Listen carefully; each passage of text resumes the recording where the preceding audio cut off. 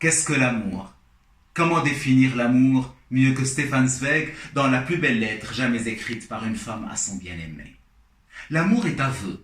Il lui aura fallu 15 ans pour que l'inconnu révèle son secret à l'écrivain viennois qu'elle a aimé toute sa vie dans le silence, dans la patience, dans son absence. Et sa lettre devient un transfert analytique à travers lequel elle se libère de son passé.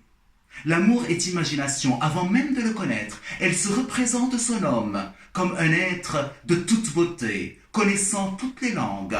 Comme l'image de Dieu le Père, le fantasme précède l'essence de son amour. L'amour est impulsion, mouvement. Quand elle le rencontre, elle ne sait pas quelle force inconsciente la pousse à aller lui ouvrir la porte.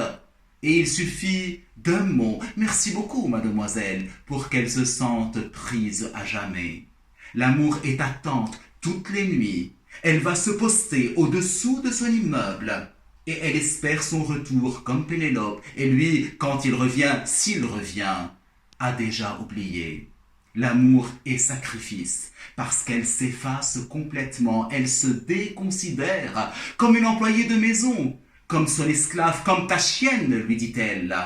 L'amour est religion, parce que chaque mot lu et relu des livres de son bien-aimé est une prière, un évangile. Je ne suis rien, tu es tout, lui semble-t-elle dire, comme une mystique, comme la religieuse portugaise, comme Sainte Thérèse devant l'époux divin, alors que lui agit en dilettante dans la légèreté. Je suis tout, tu n'es rien, toutes les femmes ne sont rien. L'amour est reconnaissance.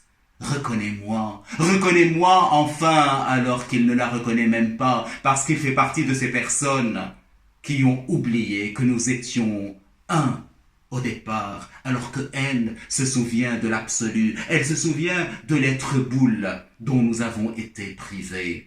Ainsi, il finit de lire la lettre et elle finit de parler et d'écrire. Ainsi mourut l'inconnu pour avoir tant et tant aimé.